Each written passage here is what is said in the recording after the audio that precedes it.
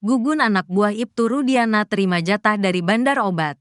Adik terpidana kasus Vina Cirebon Eka Sandi.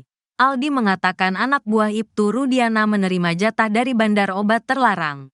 Aldi mengatakan Bribka Gugun Gumilar rutin menerima jatah dari bandar obat terlarang di Cirebon. Bribka Gugun Gumilar merupakan satu dari dua polisi anak buah Ibtu Rudiana yang dinilai Aldi paling sadis menyiksa terpidana kasus Vina Cirebon. Setelah Aldi bebas pun, Bribka Gugun Gumilar masih melakukan intimidasi padanya. Aldi bercerita meski kasus Vina Cirebon ramai diperbincangkan, ia masih kerap bertemu Bribka Gugun Gumilar. Menurut Aldi, Bribka Gugun Gumilar masih hilir mudik meminta jatah bersama istrinya. Istrinya disimpan di Indomaret, kan mau minta jatah ke orang jualan. Gak tahu jatah apa, setiap hari jam 10 jam 9. Kata Aldi saat diwawancara di YouTube Kang Deddy Mulyadi Channel. Benar, minta jatah. Tambahnya, Aldi mengungkap bahwa Bribka Gugun Gumilar mendapat jatah dari bandar obat terlarang di Cirebon. Kan jualan obat gak tahu orang mana, dievakuasi, obat terlarang di emperan. Itunya orangnya duduk di warung kayak kayu-kayu. Banyak ramai, yang beli, kata Aldi. Aldi mengaku melihat secara langsung ketika Bribka Gugun Gumilar menerima jatah dari bandar obat terlarang. Saya lihat, ngasih jatah, yang jualannya, namanya juga orang permainan kayak gitu pasti gak ngaku, kata Aldi. Aldi mengaku siap diperiksa polisi terkait pengakuan soal anak buah Ibtu Rudiana terima jatah dari bandar obat terlarang. Siap dipertanggungjawabkan, siap diperiksa penyidik, kata Aldi. Padahal sebelumnya Ibtu Rudiana mengatakan bahwa kasus Vina Cirebon sebagai kedok untuk menutup transaksi narkoba. Tidak ada, kata Ibtu Rudiana. Ibtu Rudiana diketahui menjabat sebagai Kanit Narkoba Polresta Cirebon saat kasus Vina. Ibtu Rudiana mengajak 3 anak buahnya di unit narkoba Polresta Cirebon. Satu di antaranya adalah Bribka Gugun Gumilar.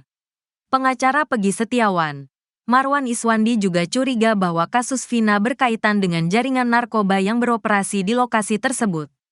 Kecurigaan itu timbul berdasar informasi yang dia terima bahwa banyak peredaran narkoba di kafe-kafe Cirebon. Untuk itulah Marwan Iswandi meminta dibentuk tim pencari fakta. Jika tidak dibuat tim pencari fakta, maka kasus ini tidak akan terbongkar, katanya. Status laporan dugaan kesaksian palsu dan penyiksaan terhadap para terpidana kasus Vina oleh Ibtu Rudiana dinaikkan ke tahap penyelidikan. Terkait hal tersebut, Bareskrim memanggil kuasa hukum pelapor, yang tidak lain adalah salah satu terpidana atas nama Hadi Saputra.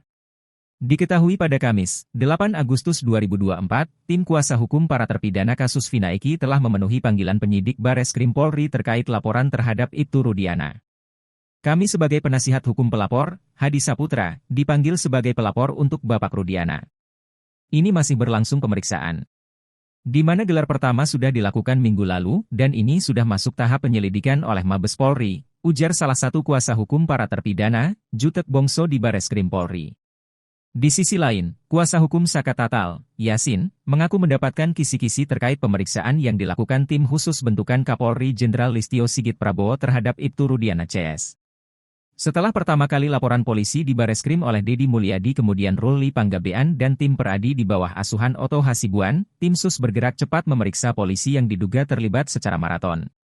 Bukan hanya Rudiana, dikabarkan puluhan polisi yang diduga terlibat di dalam kasus tersebut sedang menjalani pemeriksaan. Berita terbaik tadi dari kawan saya, Rudiana akan kena batunya.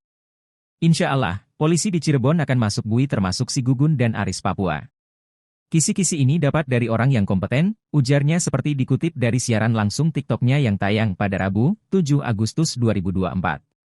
Menurutnya meski belum disampaikan secara resmi, tetapi ia yakin Rudiana CS akan dinaikkan statusnya menjadi tersangka. Walaupun secara konkret belum disampaikan tapi insya Allah, ya mudah-mudahan kemenangan tetap berada di kebenaran, ujarnya. Jika terbukti bersalah, Rudiana CS akan disidang etik lalu tim kuasa hukum Saka Tatal menuntut agar mereka dilakukan pemberhentian secara tidak dengan hormat. Katanya buat Ibtu Rudiana, tadi awalnya nantang, kenapa nggak hadir? Alasannya itu apa lagi? Jadi, kalau Rudiana nggak hadir, ya sebenarnya nggak apa-apa. Bagi Saka nggak jadi masalah. Ini kan Saka juga ingin membuktikan kebenaran seperti apa. Ribuan warga memadati lokasi sumpah pocong Ibtu Rudiana dan Saka Tatal di Padepokan Agung Amparan Jati di Desa Lurah, Kecamatan Plumbon, Kabupaten Cirebon, Jumat, 9 Agustus 2024. Sumpah pocong ini merupakan tantangan yang diberikan oleh Saka Tatal kepada ayah dari Muhammad Rizki, Eki, yakni Ibtu Rudiana. Kuasa hukum Saka Tatal, Farhat Abbas menantang Ibtu Rudiana sumpah pocong untuk membuktikan tidak melakukan rekayasa dalam kasus dugaan perkosaan dan pembunuhan tersebut. Mantan terpidana kasus pembunuhan Vina dan Rizky alias Eki di Cirebon, Jawa Barat, pada 2016, Saka Tatal akhirnya melakukan sumpah pocong di Cirebon, Jabar, Jumat, 9 Agustus 2024. Sumpah itu untuk memperkuat pembuktian bahwa dirinya tidak terlibat kasus pembunuhan Vina dan Eki. Sumpah pocong yang digelar di Padepokan Agung Amparan Jati, Kabupaten Cirebon, itu dihadiri sejumlah pengacara Saka serta disaksikan masyarakat sekitar. Tampak Saka yang mengenakan celana panjang hitam tanpa atasan, berbaring di atas kafan berwarna putih. Seluruh tubuhnya kemudian dibalut menyiksakan bagian kepala. Saka kemudian diminta untuk bersumpah bahwa dia tidak melakukan pembunuhan terhadap Vina dan Eki.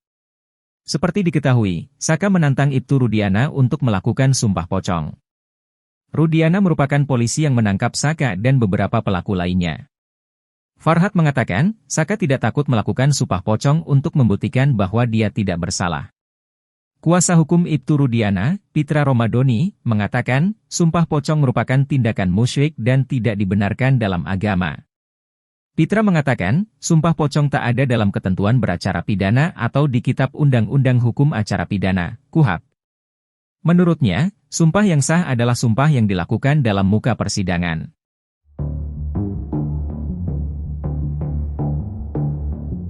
Pengacara Saka Tatal, Farhat Abbas, mengatakan kliennya tetap melakukan sumpah pocong meskipun Ibtu Rudiana tidak hadir. Dia mengatakan, Saka Tatal tidak takut melakukan sumpah pocong untuk membuktikan bahwa dia tidak bersalah. Kita sudah bebas, PK ini hanya moral justice, setakut apa anak ini kepada Tuhan. Kalau kamu jujur, maka Allah akan murahkan rezeki.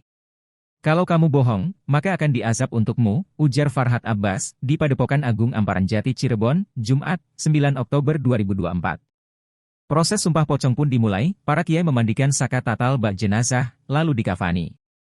Sementara itu, warga membludak di halaman Padepokan Agung Amparan Jati Cirebon, Jumat, 9 Oktober 2024. Halaman tampak sesak, mulai di jalanan depan Padepokan Amparan Jati Cirebon, hingga di teras padepokan tersebut. Sumpah pocong diketahui ini dilakukan untuk membuktikan apakah perkataan Saka Tatal dan Ibtu Rudiana benar atau bohong terkait kasus pembunuhan Vina Cirebon. Sebelumnya, Padepokan Agung Amparan Jati Cirebon telah siap melaksanakan sumpah pocong yang akan digelar pada Jumat, 9 Agustus 2024, siang ini. Sumpah pocong ini akan melibatkan Ibtu Rudiana dan Saka Tatal, dua sosok yang terkait dengan kasus Vina Cirebon. Pimpinan Padepokan Agung Amparan Jati, Raden Gilap Sugiono mengungkapkan bahwa persiapan telah dilakukan secara matang, termasuk menyiapkan bumbu mayit yang meliputi kain kafan dan perlengkapan lainnya.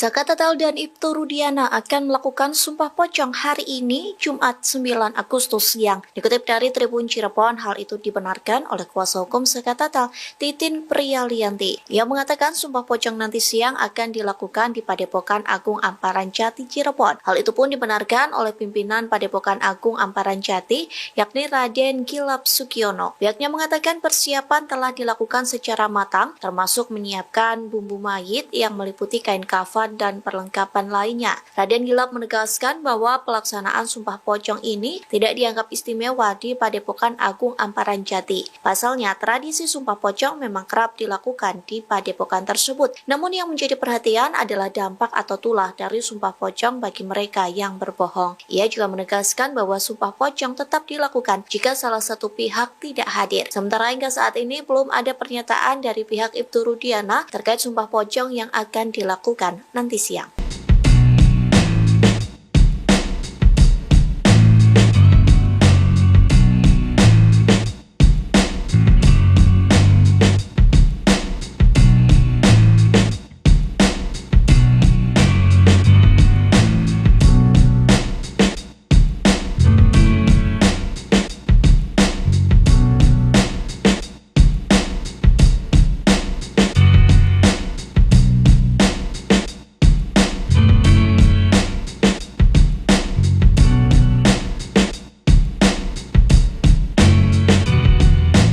Kuasa hukum Ibtu Rudiana, Pitra Romadoni, mengaku pihaknya menolak tantangan sumpah pocong yang dilayangkan pihak Saka Tatal, mantan terpidana kasus Vina dan Eki Cirebon. Bukan tanpa sebab, Pitra berdalih bahwa sumpah pocong merupakan tindakan musyrik. Ia juga menganggap tantangan itu hanya bentuk pansos untuk mencari sensasi publik semata. Pitra mengatakan, sumpah pocong tak ada dalam ketentuan beracara pidana atau di Kitab Undang-Undang Hukum Acara Pidana, KUHAP. Menurutnya, sumpah yang sah adalah sumpah yang dilakukan dalam muka persidangan. Pitra mengaku tak mau meladeni tantangan itu karena enggan memperkeruh suasana. Ibtu Rudiana sebelumnya mengaku berani sumpah pocong saat ditanya pengacara keluarga Vina, Hotman Paris. Ibtu Rudiana muncul bersama Hotman Paris dalam konferensi pers dan mengatakan ingin melakukan sumpah pocong untuk memastikan jika Eki sudah meninggal dunia. Ibtu Rudiana bahkan menyebut jika dirinya berbohong maka seluruh keluarganya akan meninggal dunia.